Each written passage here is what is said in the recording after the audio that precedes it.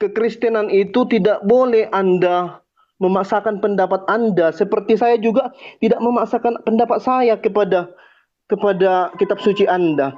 Nah, di sini kita kan berdialog, bukan istilahnya menyudutkan, bukan istilahnya membunuh satu keyakinan orang lain, bukan. Tetapi izinkan dia menjelaskan. Saya sudah katakan tadi dari awal bahwa firman itu ditulis di atas yang fana, di atas kertas. Tetapi ketika kertas itu terbakar, firman itu tidak ikut terbakar, dia kekal. Nah, Tuhan ingin menjadi manusia, sebab kalau dia tidak menjadi manusia, dengan manusia, ketika Musa naik ke Gunung Sinai, Tuhan bilang jangan dekat-dekat mereka, karena tempat itu kudus, tercampak mereka. Jadi Tuhan datang sebagai manusia supaya dia bisa bercakap-cakap dengan ciptaannya. Nah, dalam keadaannya sebagai manusia, natur manusia harus jalan juga. Ya dia harus mati juga.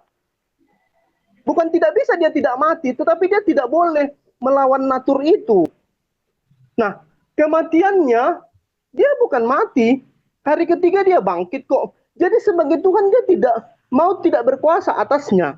Itu dalam perspektif Kristen. Jadi begitu. Nah, ketika dia mati, orang-orang mati di dalam sudut pandang Kristen bukan mati tidak bernapas, tetapi berdosa, terputus hubungan dengan Tuhan. Jadi dosalah yang membuat orang disebut mati, karena terputus hubungan dengan Tuhan. Makanya Yesus datang kepada dunia orang mati supaya orang mati itu bisa memanggil dia Tuhan. Juga atas orang-orang hidup, supaya malaikat-malaikat di sorga dan orang-orang mati satu level memanggil dia Tuhan. Jadi bukan satu kehinaan dia mati di kayu salib.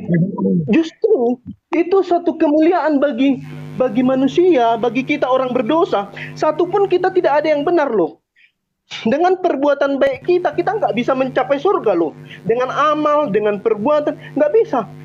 Tuhan yang memberi anugerah. Kalau di dalam saudara Muslim dikatakan itu hidayah.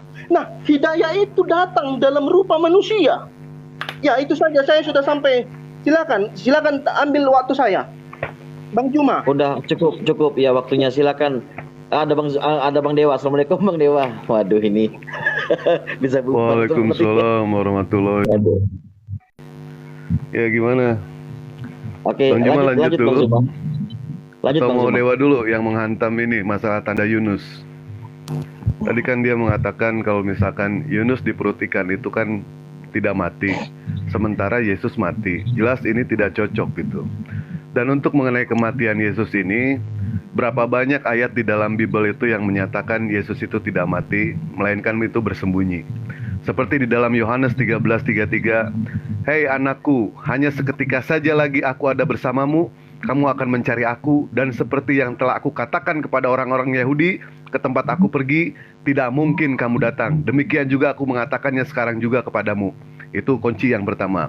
Kunci yang kedua, Yesus itu dipermuliakan oleh Allah. Mana mungkin yang namanya dipermuliakan itu bisa tidak diselamatkan? Apa sulitnya bagi Allah ketika Allah menyelamatkan Nabi Nuh dari banjir bandang? Nggak ada yang sulit bagi Allah. Apa sulitnya bagi Allah ketika Allah menyelamatkan Nabi Musa dari kejaran tentara Firaun? Tidak ada yang sulit. Dan apa sulitnya bagi Allah ketika Nabi Isa alaihissalam minta diselamatkan sama Allah? Tidak ada yang sulit bagi Allah. Kecil itu bagi Allah. Ya, jadi di dalam ajaran agama Islam, Nabi Isa itu diselamatkan, Yesus itu diselamatkan. Bagaimana mungkin orang yang dipermuliakan itu akan dicelakakan? Sementara Yesus memohon kepada Bapa agar dia diselamatkan. Yang namanya seorang Bapa, seorang Bapa pasti akan menyelamatkan anaknya. Tidak mungkin yang namanya mencelakakan anaknya. Yesus tidak mau menebus dosa, tapi Yesus menginginkan supaya manusia itu semua itu bertobat, bukan menebus dosa, bukan. Silakan Bang Juma. Silakan Bang Juma. Iya, jadi gini Bung. Tadi Anda mengatakan surga itu bukan dengan perbuatan. Itu Anda sudah mendebati Yesus. Jika engkau ingin memperoleh hidup, kata Yesus, lakukan segala perintah-perintah Bapa. Sementara perintah Bapa itu muatannya adalah perbuatan. Semua perintah Bapa itu pasti muatannya adalah perbuatan. Perbuatan apa? Bukan perbuatan lidah saja, tapi perbuatan jasmani. Makanya Yesus katakan lebih mudah langit dan bumi lenyap daripada setitik hukum Taurat batal. Artinya orang Yahudi harus hidup dengan perbuatan. Makanya Yesus mengatakan perbanyaklah harta surga, karena harta surga itu tidak lekang dimakan karat. Apa harta surga itu? Ya perbuatan-perbuatan baik. Perbuatan baiknya harus berdasarkan perintah Tuhan. Bukan Tetapi harus hidayah dulu, Bos. Halo, Bos. Harus hidayah katanya dulu. 3 menit. Katanya 3 menit. Kalau saudara membantah saya jawab. Itunya masalahnya. Jadi kalau Anda membantah saya jawab juga. Sehingga terjadi Enggak perang. apa-apa. Enggak apa-apa. Loh, Oke. berarti ngotot-ngototan di sini berarti dong. Tahan, evangelis tadi sudah saya atur timer. Loh, Anda gimana malah sih? motong. Anda Jadi sendiri TikTok tadi aja, yang ngatur TikTok aja kok. ini, TikTok aja, silakan. Oke, TikTok oke. aja kalau begitu. Ya, terus Silakan, Anda silakan, mengatakan silakan. Yesus itu mati mulia. Sekarang yang saya tanya sama Anda, Yesus itu mati mulia atau mati terkutuk? Jawab. Dia mengambil kutuk manusia itu. Ya, mati terkutuk atau mati mulia? Tuhan tidak mati. Tuhan, saya katakan tadi Tuhan tidak mati. Yesusnya yang mati, harus bedakan ya. Ya, yang saya tanya bukan Tuhan, Yesus. Yesus yang bukan Tuhan itu yang kutanya. Yesus itu mati terkutuk atau mati mulia? Terkutuklah. Karena Nah, berarti Tuhan Anda itu manusia tapi kutuk kita yang diambil supaya dia itu derita Anda, itu derita Anda, itu derita Anda. Itu fitnahan agama Anda terhadap anak Maria yang suci. Nah, Anda yang Oke, fitnah. lo kok fitnah pula? Di itu kitab Anda yang mengatakan kok. Makanya saya katakan kepada saudara, Yesus itu mati untuk hidup supaya dia menjadi apa? Menjadi Tuhan. Kan tadi udah aku bilang sama Anda. Yesus itu mati untuk hidup supaya dia menjadi Tuhan. Kamu nggak nyambung juga supaya dia menjadi Tuhan atas orang mati dan orang hidup, sambung Iya, itu. mau dia jadi Tuhan untuk orang mati, untuk orang pikun, untuk orang blow on, tidak ada urusan. Yang pasti dia mati dan hidup untuk menjadi Tuhan. Kalau dia tidak mati, dengar, kalau dia tidak mati, apakah dia bisa menjadi Tuhan? Bisa, kenapa nggak bisa? Mana dalilnya? Mana dalilnya? Orang berdosa. Mana dalilnya? Ya, Matius 7, tiada yang mustahil bagi Tuhan. Matius 7. Kalau tidak ada mustahil bagi Tuhan, kenapa Tuhan Anda tidak tahu hari kiamat? Siapa bilang tidak tahu? Yesus sendiri. Yesus sendiri. Yesus sendiri mengatakan, anak pun tidak tahu, hanya Bapa yang tahu. Mustahil enggak tuh? Biar saya jelaskan. Yesus tidak mungkin tidak tahu hari kiamat sementara dia Tuhan. Tetapi untuk apa dikasih tahunya itu? Untuk membuat rusuh. Sama seperti Anda. Anda tahu suatu situasi. Lalu ini saya sudah berhadapan dengan roh jahat ini. Karena kenapa? Bible aja Anda bantah. Ini roh jahat ini roh jahat. Kenapa? Matius 24 nomor 36, Yesus sendiri mengatakan, tetapi hari itu, saat itu tidak ada seorang pun yang tahu, malaikat enggak tahu, anak pun tidak tahu, hanya Bapa yang tahu. Iya, sekarang saya tanya. Enggak, tunggu dulu. Anda mengatakan Yesus tahu hari kiamat. Mana dalilnya? Tahu dia hari kiamat. Mana dalilnya? Dia adalah Bapa yang juga. Loh, ini buktinya di anak tidak tahu hari kiamat, yang tahu hanya Bapa. Iya. Nah, roh jahat ini roh jahat ini roh jahat yang masuk ini. Bukan Roh Kudus ini. Roh jahat. Makanya biar saya kalau saya roh jahat, saya menyembunyikan data. Ini data yang saya sajikan. Matius 24 nomor 36, Yesus mengaku dengan mulutnya dia tidak tahu kapan hari kiamat.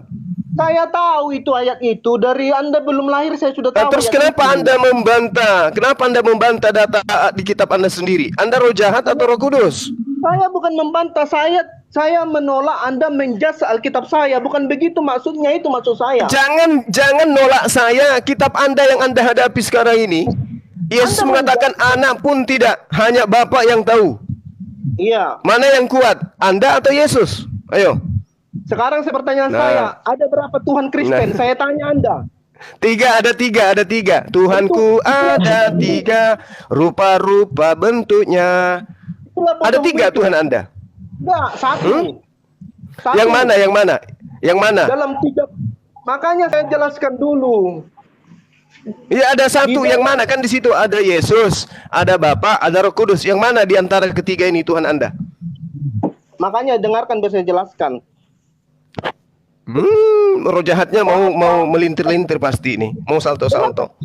Dengarkan biar saya jelaskan. Bapa, Putra, dan Roh Kudus itu adalah tiga karya. Dia datang sebagai Tiga karya.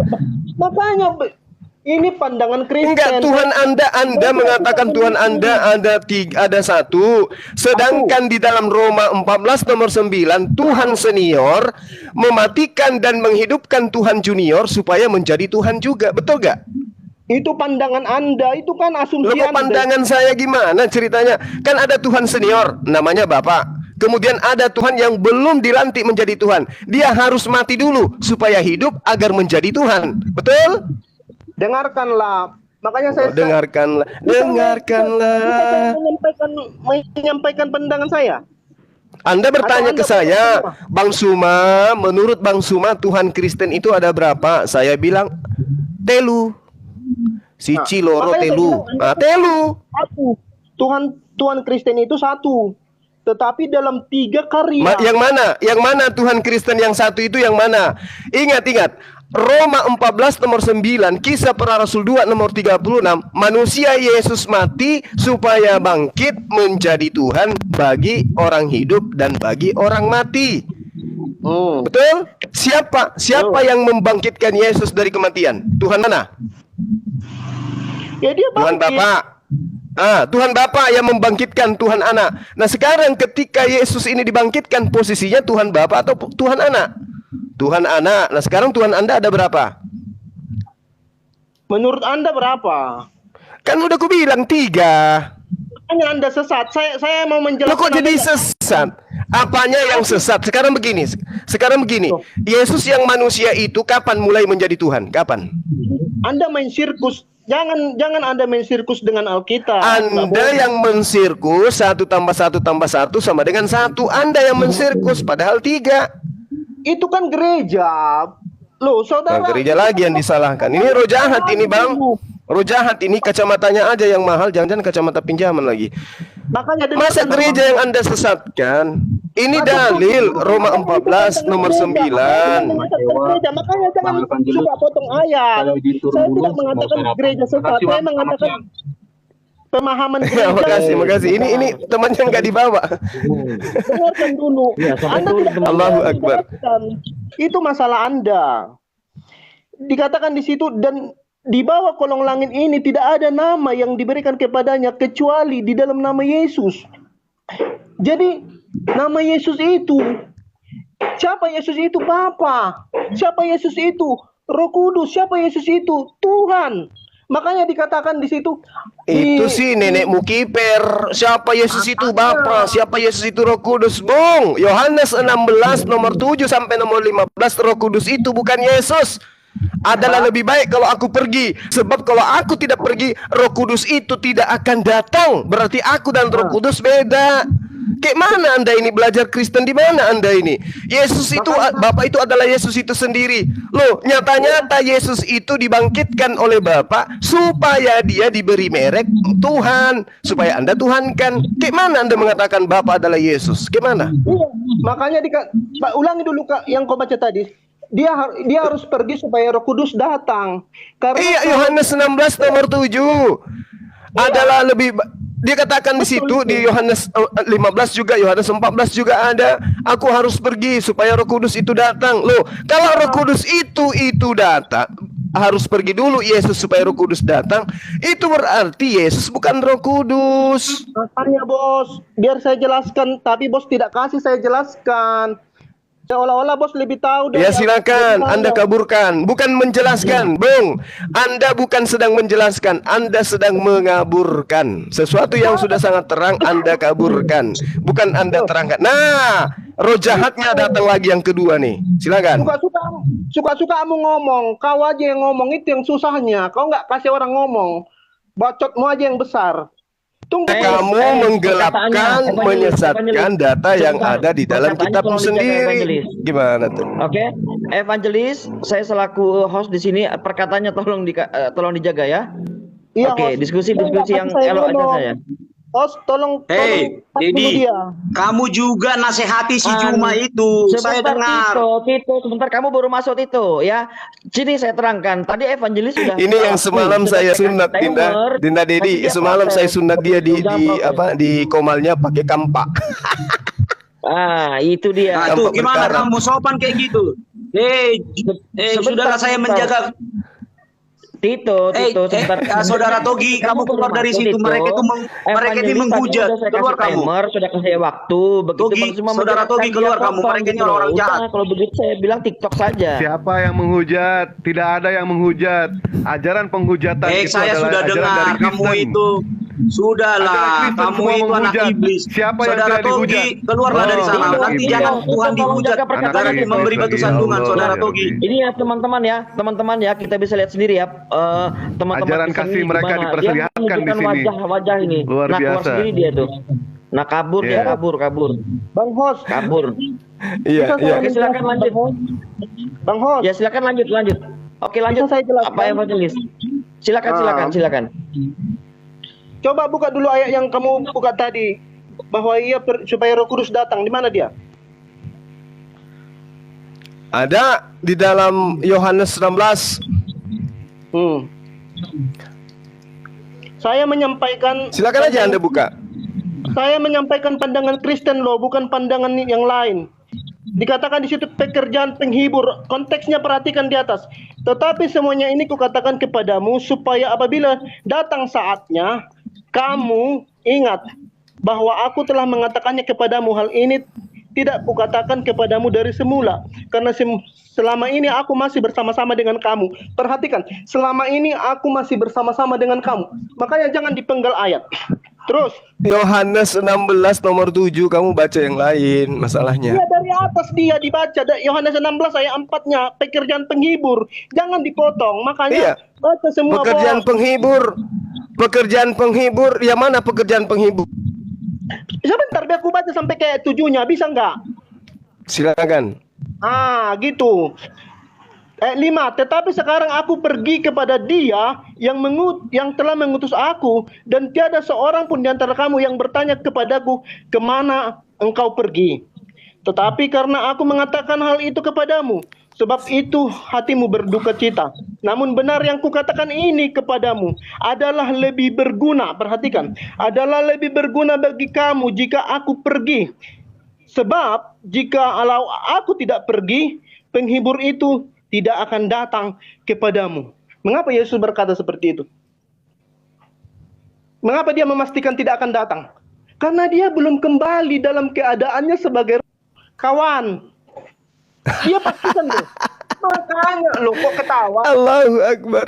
Allahu Akbar. Masya Allah. Ketika Yesus ketika datang, apakah ada roh di dalam dirinya atau tidak ada? Ya Tuhan. Ya Tuhan. Roh yang ada di dalam diri Yesus itu roh apa? Ya roh Tuhan lah. Nah, Roh Kudus atau bukan? Roh Kudus atau bukan? Sesuai dengan Yohanes. Awas kamu digigit singa. Awas. Kamu jangan potong-potong memahami firman. Ya, makanya ku tanya, Yesus itu di dalam dirinya Roh Kudus atau bukan? Roh Tuhan sesuai dengan Roh Kudus atau bukan? Roh Kudus atau bukan? perhatikan ya. Hanya Yesus yang berani mengatakan Roh Tuhan ada padaku. Hanya Yesus yang berani mengatakan itu. Oh, baca dalilnya di dalam Zakaria 12 nomor 1. Semua manusia pada dirinya ada roh Tuhan. Nah, sekarang pertanyaan saya, di dalam diri Yesus itu Roh Kudus atau Roh Tuhan? Mana yang benar? Dua-duanya. Dua-duanya. Berarti Tuhan punya dua roh, gitu. Bukan. Makanya kamu harus melihat, makanya tidak, itu dua peristiwa yang berbeda. Peristiwa dia sebagai Loh, manusia. masalahnya sekarang roh Yesus itu ada berapa? Roh Yesus itu ada berapa? Roh Yesus. Satu. Satu. Roh Kudus atau roh manusia? Kamu sudah berasumsi loh, itu bahaya loh. Nah, saya tanya, roh yang ada pada diri Yesus itu roh manusia atau roh kudus? Roh kudus atau roh manusia yang ada pada diri Yesus? Yang ada pada diri Yesus itu roh Tuhan. Roh kudus atau roh manusia? Enggak usah kamu pelintir. Roh kudus apa roh manusia? Roh Kudus. Oke, roh kudus. Nah, kalau Yesus itu sudah roh kudus, kenapa dia harus pergi? Terbatas dia sebagai manusia, dalam tubuh itu dia terbatas. Sama seperti ini. Masya Allah. Masa Anda mengatakan Tuhan itu terbatas? Awas, hati-hati digigit singa kamu. Kamu itu menyesatkan. Kamu menyesatkan. Di dalam Roma 14 nomor 9, Yesus mati. Yesus mati untuk dibangkitkan kemudian supaya dia menjadi Tuhan. Kalau di dalam dirinya ada Roh Kudus, berarti Roh Kudus dibangkitkan supaya menjadi Tuhan, gitu.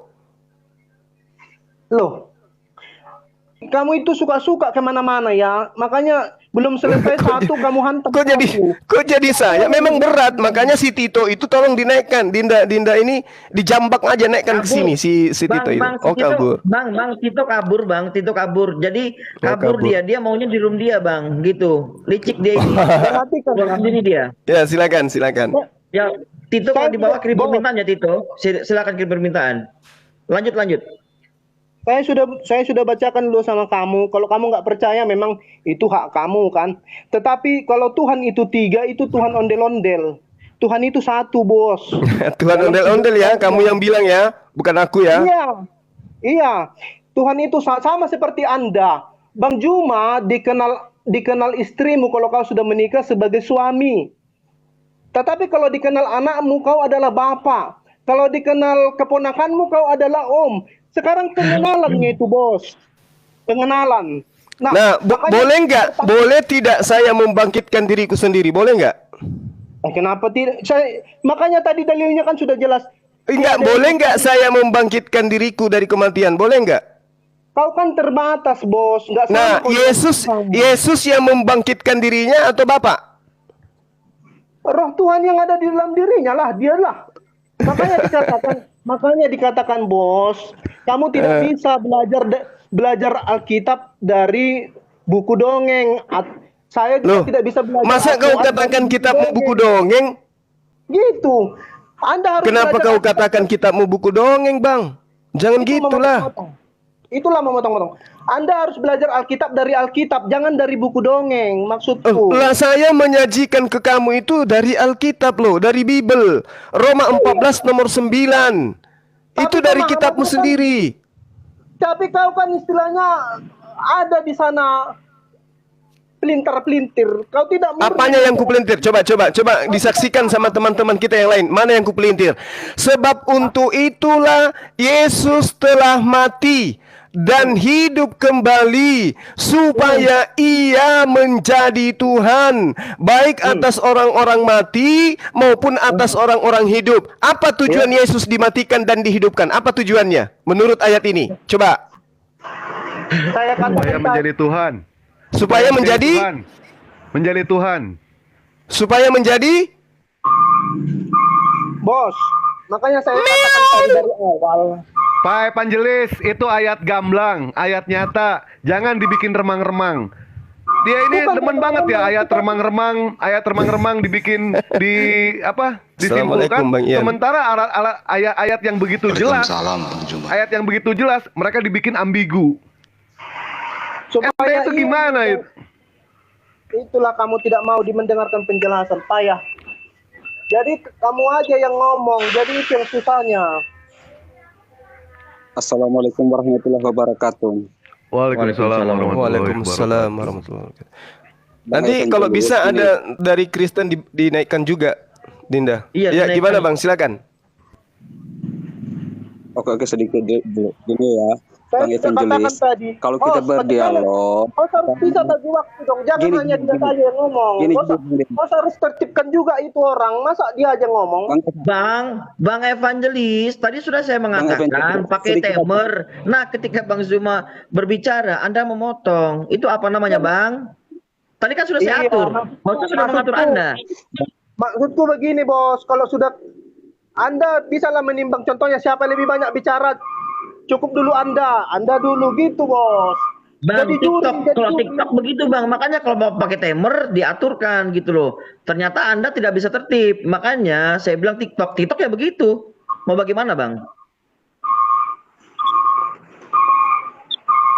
Gini Bang Dedi, Bang Evangelis, kalau kita berdiskusi berdialog tuh, contohnya gini, ketika kita sudah sampai ke babak 16 besar, lalu maju ke babak 8 besar, maju lagi ke babak 4 besar, baru sampai ke final, baru ada yang unggul. Gini, abang sudah sampai 8 besar, abang mundur lagi di babak 16 besar, kapan selesainya?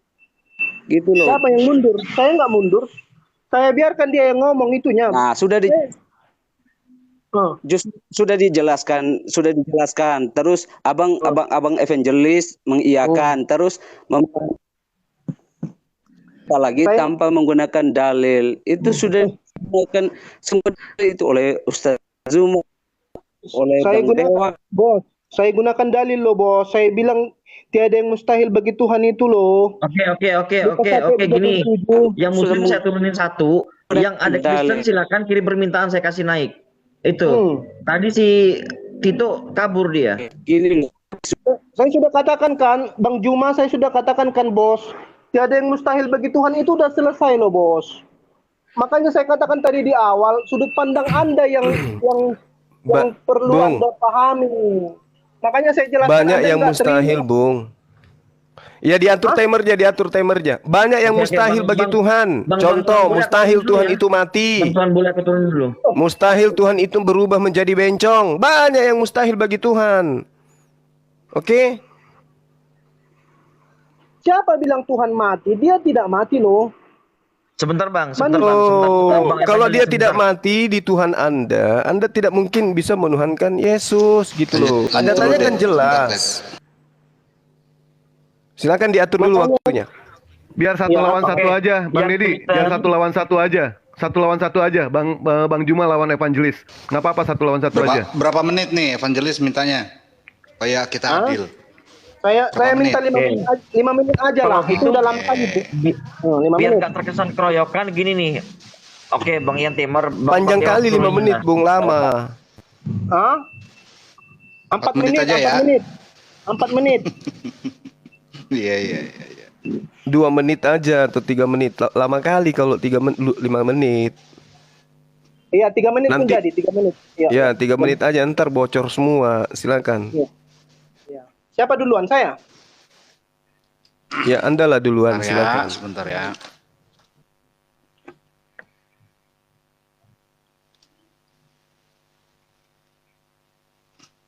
Kelihatan ya? Kelihatan enggak? Tuh, ada haleluya tuh naik. Kasih haleluya naik ini. Boleh Bang Juma, haleluya naik itu? Iya, naikkan. Turun Bang Dewa. Oke, naik Jemput silakan naik pakai haleluya. truk. Iya, sangat.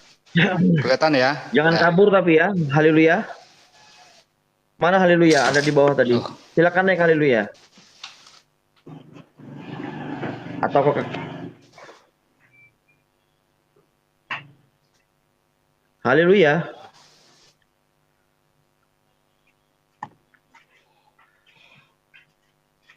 Sambil menunggu timer, saudara Evangelis ini pernah belajar Bible?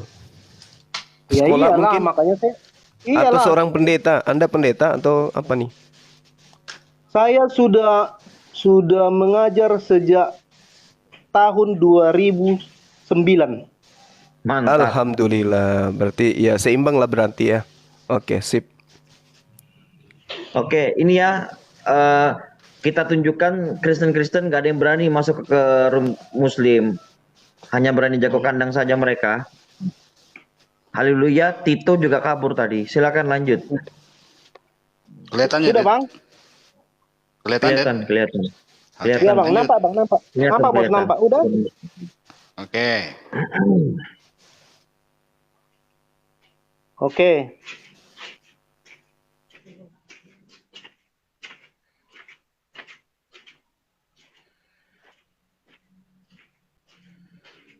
Oke. Oke, silakan. Begini Bang. Saya baca kembali ya Roma 14 ayat 9 ya. Sebab untuk itulah Kristus telah mati dan hidup kembali supaya ia menjadi Tuhan. Supaya dia memiliki manusia-manusia yang hidup dan yang mati. Supaya dia bukan hanya Tuhan malaikat. Sebentar bro, sebentar Ya, bro. Ya, Ini ya, ada ya. yang salah. Ini malah 3 jam saya. sorry. Ini nih, yang ini ya, Iya, ya. yang paling ujung ya. Oke. Oke, Bos, oke. Betul Pak Yan, itu detiknya Pak Yan. Yang Enggak. paling ujung tuh detik itu. Hah? Iyalah. Bukan lah. Iya. Menit, jam. Oh gitu ya. Iya. Oke. Nah, itu kosong-kosong. Gua udah lama Ya lagi. benar sudah itu. Ya benar. Ya. Mulai. Sebab untuk itulah Roma 14 ayat 9. Sebab untuk itulah Kristus telah mati dan hidup kembali. Dan hidup kembali ya Bos. Jadi tidak hanya matinya saja saudara pahami. Supaya ia menjadi Tuhan. Supaya dia memiliki Anda dan saya yang berdosa. Mati dalam perspektif Kristen adalah berdosa. Bukan mati tidak bernapas. Berdosa kepada Tuhan. Putus hubungan dengan Tuhan. Tidak connect dengan Tuhan. Makanya Tuhan harus memulihkan hubungan lewat dia datang sebagai manusia. Jadi itulah yang disebut kalau di saudara mungkin hidayah. Tanpa hidayah perbuatan baik kita tidak ada gunanya. Saudara katakan tadi di Yesus harus ada perbuatan baik. Iya, tetapi tanpa hidayah tadi Bos Juma, tanpa hidayah yang datang, perbuatan baik kita itu busuk di hadapan Tuhan. Yesus, Tuhan geram sama kita. Makanya datang hidayah. Karena begini, hidup kita ini kan Tuhan yang kasih. Jadi kalau Tuhan berkorban untuk kita ya wajar-wajar saja supaya sempurna pekerjaannya. Masa kita masuk neraka padahal kita adalah pekerjaannya yang sempurna. Oleh pilihan kita berdosa, tetapi Tuhan mencari cara untuk menyelamatkan kita, makanya datang hidayah. Itulah disebut kasih karunia. Di dalam Yohanes 3 ayat 16 katanya, karena begitu besar kasih Allah akan dunia ini, sehingga ia menyerahkan anaknya yang tunggal, supaya setiap orang yang percaya memperoleh hidup yang kekal. Jadi kalau Anda pun istilahnya bagaimanapun keadaan Anda, bagaimanapun dosa Anda, kalau Anda percaya, maka Anda diterima, gitu loh maksudnya. Makanya dikatakan di dalam Yesaya juga, sekalipun dosamu merah seperti kermiji, akan putih seperti salju. Karena apa? Karena hidayah tadi. Sama seperti Anda contohnya, kalau anak-anak Anda pergi dari rumah, kalau Anda tidak mengatakan, mengirim kabar, katakan sama anakku, aku telah mengampuninya, aku merindukannya, dia tidak akan kembali pulang Bos. Dia takut nanti dipukul bapakku lagi, aku dihantam lagi aku. Nah, Anda kasih kabarlah sama anakku ya. Anakku itu aku udah rindu. Bilang bapak udah mau mati, udah tua bapak. Kasih tahu sama dia ya, aku mau melihat dia. Nah, kalau jumpa kalian ya. Nah, ketika jumpa dikasih taunya, bapakmu mencari kau loh, bapakmu sudah sakit-sakitan. Betulnya bapakku mencari aku. Maka pulanglah anak itu. Nah begitulah makanya disebutkan. Baik, waktu habis, Pak Yan. Waktu habis. Sudah 3 menit ya, waktu berlalu ya. Tadi salah, ternyata yang 2 itu 3 jam di situ. Saya yang salah. Oke, terima kasih Bos ya. Berarti benar Pak Yan, ujung yang menit itu. Yang ujung menit itu. Tadi. Saya lihat masih nomor 2. Saya lihat masih nomor 2. Oke. Menit, detik ya, udah pas sudah itu. Oke, benar itu. Oke, lanjut Bang Zuma. Silakan Bang Zuma. 3 menit. Iya. Jadi ya, suara saya kedengaran nggak nih? Cek. Kedengaran Bang. Cek. Lanjut. Kedengaran. Baik. Ya. Oke. Jadi ketika saudara berbicara mengenai Yesus, tentang kematiannya yang tadi. Kita sebenarnya udah sampai kepada finish. Ya. Kenapa saya mengatakan seperti itu? Karena yang terdata di dalam kitab saudara, sebab untuk itulah Kristus telah mati dan hidup kembali supaya ia menjadi Tuhan. Jadi kematian Yesus itu bukan tanpa alasan menurut kitab saudara. Dia itu mati dan hidup untuk menjadi Tuhan, baik atas orang mati maupun atas orang-orang hidup. Nah, di dalam Kisah Para Rasul 2 nomor 36, jadi seluruh kaum Israel harus tahu dengan pasti bahwa Allah telah membuat Yesus yang kamu salibkan itu menjadi Tuhan dan Kristus. Berarti Yesus ini adalah Tuhan yang dibuat. Yesus adalah Tuhannya orang Kristen yang dibuat oleh Tuhan untuk menjadi Tuhan bagi orang-orang Kristen. Ini data di dalam kitab saudara. Jadi kematian Yesus dan penyaliban Yesus itu diperuntukkan supaya dia menjadi Tuhan bagi Anda.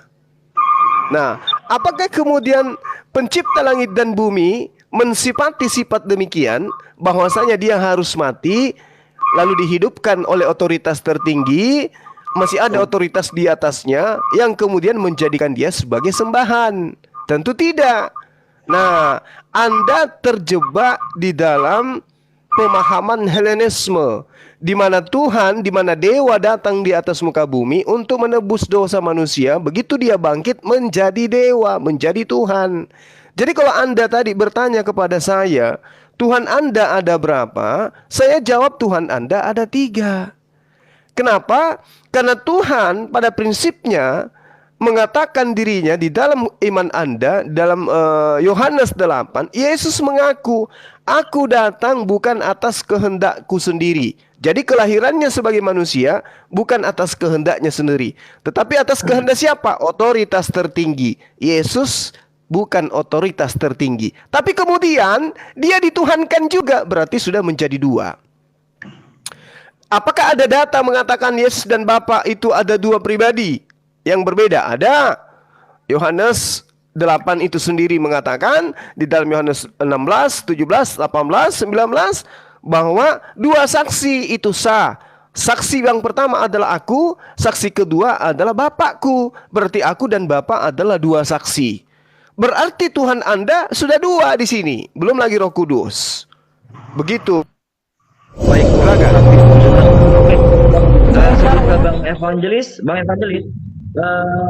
tolong nanti kalau habis waktunya Bang Evangelis bisa nggak di-mute sendiri? Soalnya host nggak bisa nge-mute Abang ini. Oh, enggak, Gitu sebentar, ya? bisa nggak kurespon itu, Abang Juma, bisa nggak kurespon itu? Iya, silakan Bang, silakan. Oke, saya hanya instruksi saja tadi. Silakan Bang. Ya. Yesaya 51 ayat 12 katanya gini, akulah yang menghibur kamu. Siapakah engkau, maka engkau takut terhadap manusia yang memang akan mati, terhadap anak manusia yang dibuang seperti rumput. Akulah yang menghibur kamu, itu kata Tuhan itu. Jadi dia juga yang menjadi penghibur itu tadi, Bang.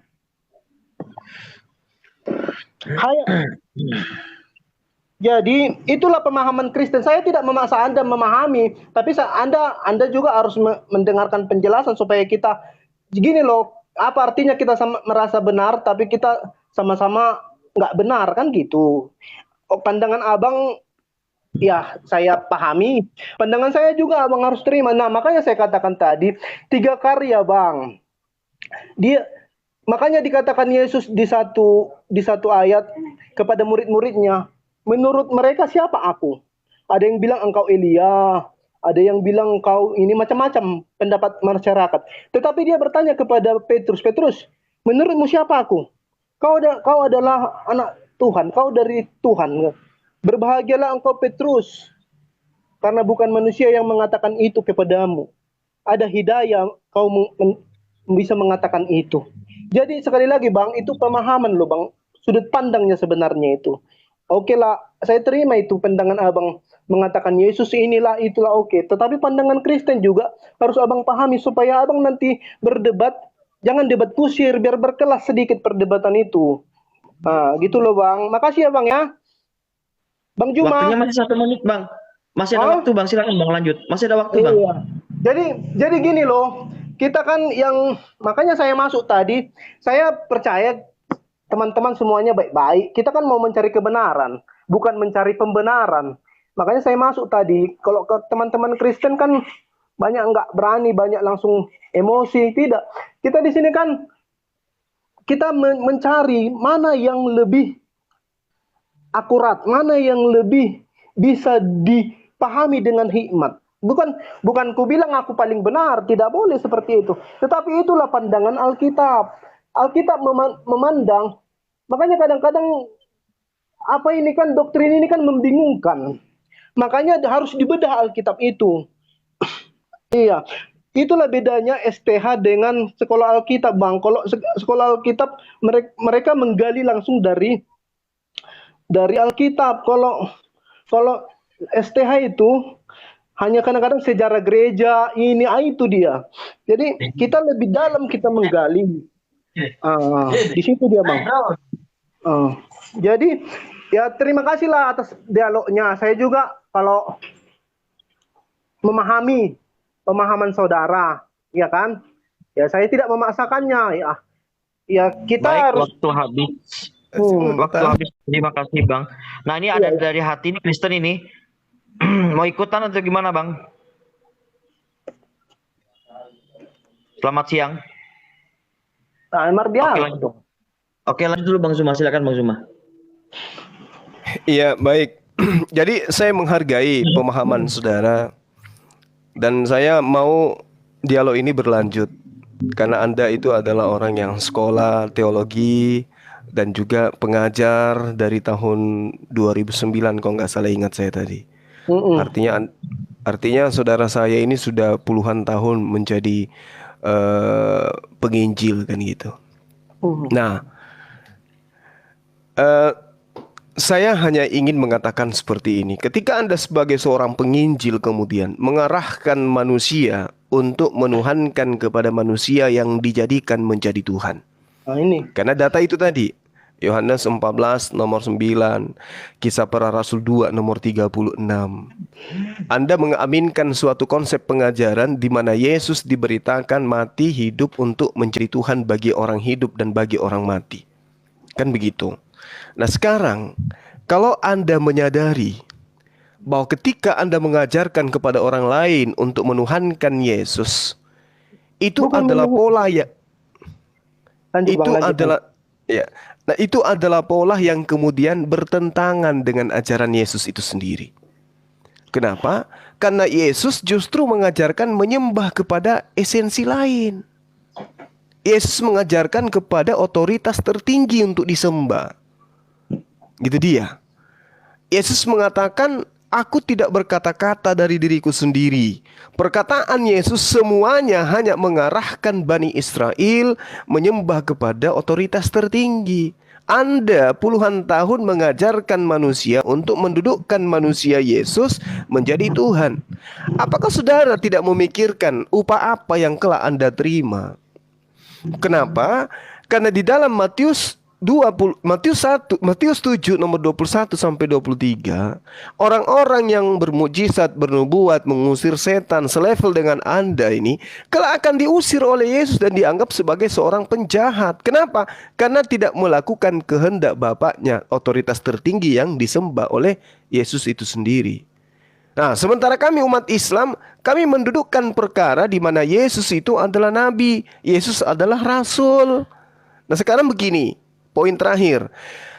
Yohanes 12 nomor 48, Yesus mengatakan yang akan menjadi hakim kelak itu adalah perkataan-perkataan Yesus ketika datang kepada Bani Israel. Sementara perkataan Yesus tidak ada yang mengatakan sembahlah aku, Tuhankanlah aku, jadikanlah aku Tuhan di samping Bapa. Itu nggak ada ajaran itu. Berarti Anda akan memiliki tanggung jawab besar nanti di hari penghakiman Yesus ketika Anda ditanyai, kenapa kamu mengajarkan murid-muridmu untuk menuhankan aku, sementara aku nggak pernah mengajarkan itu. Ya, sebagai evangelis Anda harus menyadari itu. Demikian sementara. Yang Anda kutip itu Boleh saya, udah habis waktunya ya, boleh saya?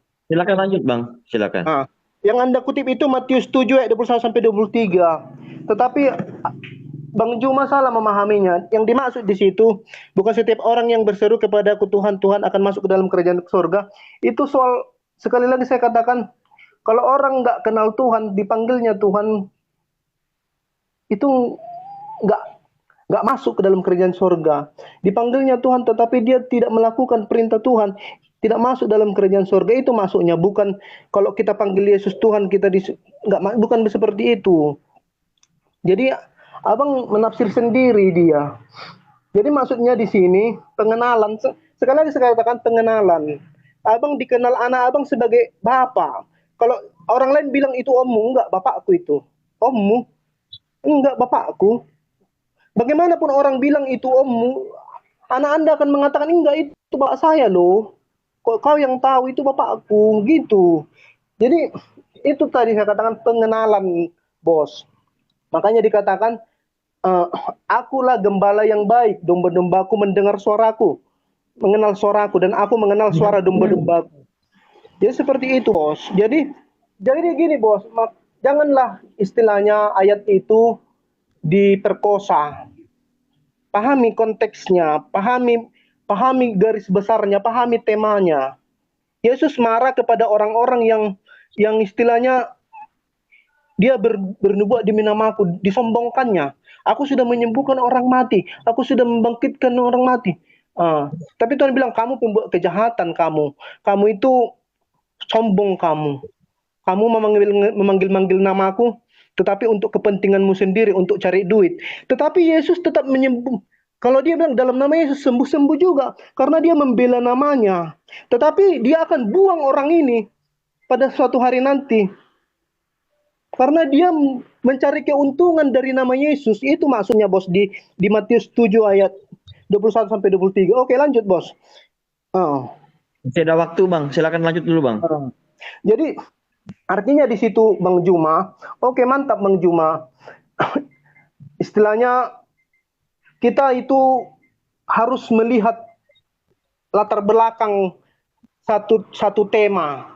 Jangan kita kutip ini untuk membantah ini, nggak bisa. Ayat membunuh ayat, nggak, jangan seperti itu. Nggak boleh. Itu yang sering dilakukan saudara kita. Makanya bingung kita menjelaskannya, kan? Bingung kita menjelaskannya. Saya termasuk bukan menyembuhkan diri. Saya admin CP, grup CP. Saya admin di situ. Jadi saya sudah sering debat pakai tema. Gitu loh, pakai dalil. Grup CP itu saya adminnya itu. Malah curhat. Oke, waktu habis. Jangan curhat kalau di sini, Bang. Mau grup CP, mau grup apa juga terserah Abang. Oke, Bang, terserah Abang mau grup CP, mau grup apa coba. Oke, silakan lanjut, Bang Zuma. 3 menit. Oke, Abang diam dulu, jangan celah, Bang, ya. Ketika narasumber menjelaskan, mohon Bang Evangelis diam. Jangan memotong, ya. Oke, Bang. Waktu, udah dikasih waktu. Nanti ketika Abang dikasih TikTok, Abang pula protes. Iya, lanjut, Bang. Ya, oke, silakan lanjut, Bang Zuma, 3 menit. Baik. Jadi terima kasih, Bang. Saya menghargai posisi Anda sebagai penginjil. Itulah makanya yang saya katakan tadi. Kenapa? Karena di dalam kitab saudara Matius 13:50 misalnya, lalu mencampakkan orang jahat ke dalam dapur api. Di sanalah akan terdapat ratapan dan gertakan gigi. Jadi yang dicampakkan ke neraka itu, Bang, adalah orang jahat. Siapakah orang jahat ini menurut kitab saudara? Apakah mereka yang mendudukkan Yesus sebagai Nabiullah, Rasulullah? Ternyata bukan. Apakah yang menyeru kepada Yesus itu sebagai Nabi adalah orang jahat? Ternyata bukan.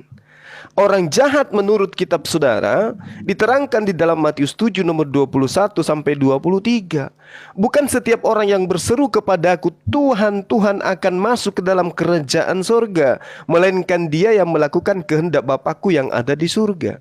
Pada hari terakhir banyak orang akan berseru kepadaku Tuhan, Tuhan, bukankah kami bernubuat demi namamu dan mengusir setan demi namamu dan mengadakan banyak mukjizat demi namamu? Kata Yesus, pada waktu itulah aku akan berterus terang kepada mereka dan berkata, aku tidak pernah mengenal kamu, enyahlah daripadaku, kamu sekalian pembuat kejahatan.